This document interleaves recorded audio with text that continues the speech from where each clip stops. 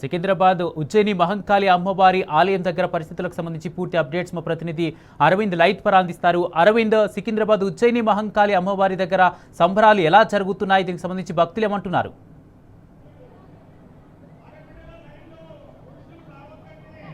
Right Kumar, ఏదైతే చూసుకుంటే ఉజ్జయిని మహంకాళి అమ్మవారి ఉత్సవాలు ఇప్పటికే ఘనంగా జరుగుతున్నాయి. ప్రధానంగా చూసుకుంటే బోనాల పండుగ శురువైందని చెప్పుకోవచ్చు. ఆషాఢ మాసంలో జరిగే బోనాలు అంగరంగ వైభవంగా కూడా భక్తులు తండోపతండాలుగా బోనాలు అమ్మవారికి సమర్పించుకునేదానికి ఇక్కడికి భక్తులు పోటెత్తారు. మరి ప్రధానంగా చూసుకుంటే క్యూ లైన్లో కొంత ఇబ్బందికి గురైనా కానీ అమ్మవారికి దర్శించుకోవాలని, వారి యొక్క మొక్కులు చెల్లించుకోవాలని ఇప్పటికే ఇక్కడికి ప్రధానంగా భక్తులు అధికంగా వస్తున్నారు. మరి ఈ నేపథ్యంలో చూసుకుంటే పోతురాజులు, శివశక్తులు అమ్మవారికి ఘనంగా బోనం ఏర్పాటు చేసి మరి అక్కడికి వారికి ఏ విధంగా అమ్మవారి దగ్గరికి వెళ్ళాలి అంటే ఎక్కడి నుండి స్టార్ట్ అయింది.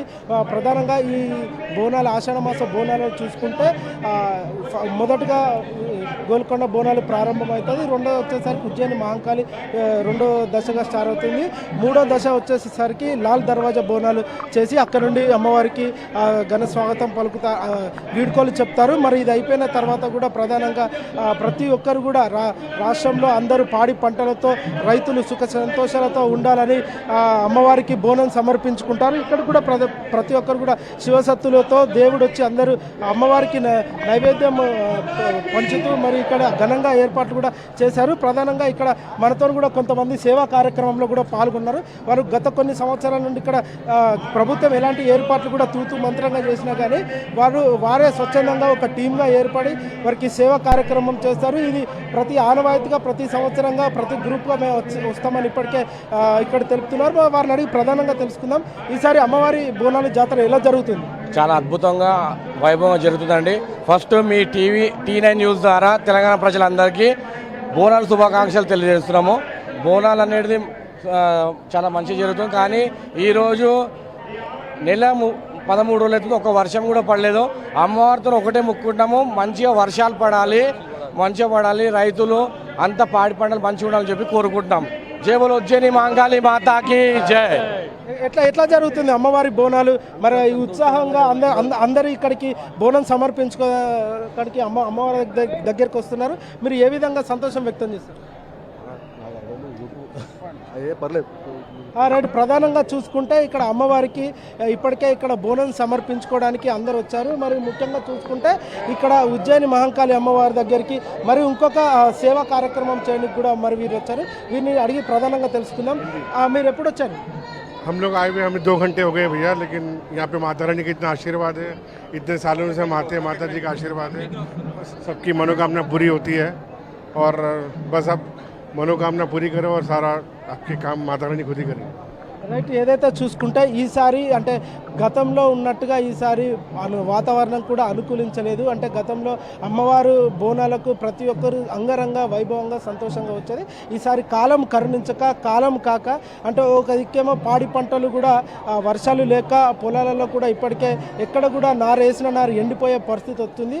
కొద్దిగా ఇబ్బంది పాటు జరిగినా కూడా ఇప్పటికి ఇక్కడ భక్తులు కూడా అంగరంగ వైభవంగా కూడా అమ్మవారికి బోనం సమర్పించుకుంటున్నారు. ప్రధానంగా ఈ అంశాల్లో భాగంగా చూసుకుంటే కొంత మేరకు ఇబ్బంది పాటు జరిగినా కానీ ఇప్పటికే అమ్మవారి దగ్గరికి బోనం సమర్పించుకోవడానికి అందరూ తన్నపోతన్నలుగా భక్తులు వస్తున్నారు. శివసత్తువులతో సిగమూగుతూ అమ్మవారికి బోనం సమర్పించుకోవాలా, ఏడాదికి ఒక రోజు వస్తుంది కాబట్టి మేము సంతోషంగా ఇక్కడ బోనాలు జరుపుకుంటాం. మరి ప్రధానంగా చూసుకుంటే ఇక్కడికి ప్రముఖులు కూడా విఐపీలు, ఎమ్మెల్యేలు, ఎంపీలు కూడా ఇక్కడికి అధిక సంఖ్యలో వారి కుటుంబ సభ్యులతో, కార్యకర్తలతో కూడా ఇక్కడికి వస్తున్నారు. మరి ప్రధానంగా చూసుకుంటే ఇక్కడ క్యూ లైన్లలో కూడా ఏదైతే పొద్దున ఉదయం 4 గంటల నుండి ప్రారంభమయ్యి రాత్రి 12 అయినా కూడా ఈ క్యూ లైన్ తగ్గదంటూ ఇప్పటికే ఇక్కడ చాలామంది చెప్తున్నారు. మరి ముఖ్యంగా ఈ అంశాల్లో చూసుకుంటే క్యూ లైన్లలో కూడా అక్కడక్కడ నీటి సదుపాయం కల్పించారు. మరి కొన్ని దగ్గర అన్నదాన సత్రం కూడా ఆలయం తరపు నుండి కూడా ఏర్పాటు చేశారు. మరి ఇక్కడ హెల్ప్ లైన్ సెంటర్ కూడా ఒకటి ఉంది. మరి ఇంకా దీనిలో భాగంగా చూసుకుంటే మెడికల్ క్యాంప్ కూడా ఇక్కడ నిర్వహించారు. ఎవరికైనా ఎమర్జెన్సీ వస్తే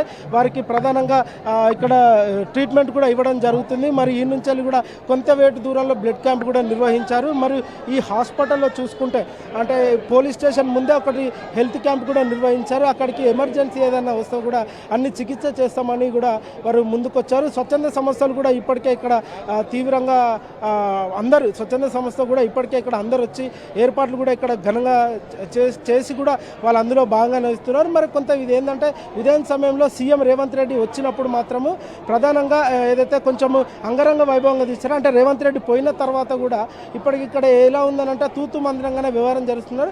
మరి శివసత్తులు కానీ మరి ఇక్కడికి కొంతమంది వాళ్ళు ఏమంటున్నారంటే మేము అమ్మవారిని మొక్కడానికి వచ్చినప్పుడు పోలీసులు మాకు ఇన్ని ఆంక్షలు ఎందుకు పెడుతున్నారు అంటే ప్రధానంగా మెయిన్ గేట్ నుండి మొదలు పెడితే ఇక్కడి వరకు కూడా ఇన్ని ఆంక్షలు పెట్టుకుంటున్నారు. అంటే ప్రధానంగా వాళ్ళు ఏం చెప్తున్నారు అంటే దేవుడు పేదోల పక్షాన కాదు ఉన్నత పక్షాన అన్నట్టు కూడా వాళ్ళు వివరిస్తున్నారు శివసత్తులు ఇప్పటికే ఇక్కడ. మరి ఇంకా చూసుకుంటే ఇదే రద్దీ రాత్రి 12 గంటల వరకు కూడా కొనసాగే అవకాశాలు ఉన్నాయని కూడా ఇప్పటికే తెలియజేస్తున్నారు. మరియు ప్రధానంగా భక్తులలో కూడా ఇక్కడికి వాళ్ళందరూ వచ్చారు. వాళ్ళు బోనాలతో శివసత్తులతో ఊగుతూ ఎల్లమ్మ తల్లికి బోనం సమర్పించాలంటూ ఇప్పటికే వచ్చారు. మరి మనతో కూడా ఇక్కడ భక్తులు ఉన్నారు. వారిని అడిగి ఒకసారి పూర్తి వివరాలు తెలుసుకుందాం. మీరు ఏ విధంగా ఉన్నారు ఇక్కడికి వచ్చినందుకు? ఏమంటావు? ఏ విధంగా ఉన్నాయి మీరు ఇక్కడ? మంచి హ్యాపీ ఉంది. ప్రతి ఇయర్ వస్తారా? అమ్మవారికి ఏమని మొక్కుకుంటారు ప్రతి ఇయర్? అదే అన్ని మన ప్రాబ్లమ్స్ ఏమున్నాయి ఆ ప్రాబ్లమ్స్ మొక్కుంటాను నేనైతే. క్యూ లైన్లు మంచిగా ఏర్పాటు చేసి మాకు పాస్ ఉన్నది కనుక మేము ఈజీ వచ్చేసినాం. రైట్ చూసుకుంటే ప్రధానంగా చూసుకుంటే మరి ఇక్కడ కూడా శివశక్తులతో ఊపుకుంటా అమ్మవారి బోనం ఎత్తుకుంటా యాప కొమ్మలతోని కుటుంబ సామేతంగా కూడా అందరు వస్తున్నారు.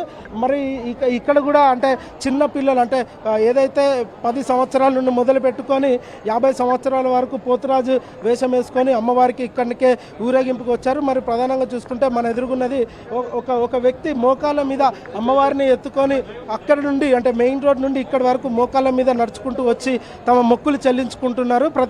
ప్రతి ఏడాది కూడా నేను ఈ విధంగానే వస్తా. రాష్ట్రంలో అందరూ బాగుండాలి, అందరు సుఖ సంతోషాలతో ఉండాలి, పాడి పంటలు రైతులకు అన్ని విధాలుగా పంట ఈసారి లాభాలు చేకూర్చాలి. ఇప్పటికీ ఆషాఢ మాసమైన కూడా ఒక వర్షం చుక్క కూడా పడకపోవడం రైతులకు ఇది చాలా ఇబ్బందికరమైనది. కాబట్టి ఈసారైనా ప్రజలందరికీ మంచి జరగాలని ఇప్పటికే ఇక్కడ భక్తులు కూడా అదే కోరుకుంటున్నారు. ఇక్కడ మనకి సంబంధించి ఆలయానికి కూడా సంబంధించి అందరూ సిబ్బంది కూడా వాళ్ళందరూ కూడా ప్రధానంగా ఇక్కడ ఏదైతే ఆలయానికి ప్రతి ఒక్కరు కూడా సేవా కార్యక్రమం నిర్వహిస్తున్నారు. మరి సేవా కార్యక్రమం వాటర్ ప్యాకెట్లు కానీ మజ్జిగ ప్యాకెట్లు పంపిణీ చేయడం కానీ మరియు క్యూ లైన్లో ఎవరికైనా ఇబ్బంది వచ్చినా కూడా వారికి ఎలాంటి ఇబ్బంది లేకుండా వారిని ఎమర్జెన్సీ మెడికల్గా వారిని తీసుకుపోవడం కానీ ఇట్లాంటి వ్యవహారాలు ఇక్కడ కొంచెం మెండుగానే జరుగుతున్నాయి. మరి కొంత లోటుపాట్లున్నా కూడా కొంచెం ఆనందంగానే అమ్మవారి కోసం ఇక్కడికి వాళ్ళు ప్రధానంగా వస్తున్నారు. Kumar. Right, thank you Arvind.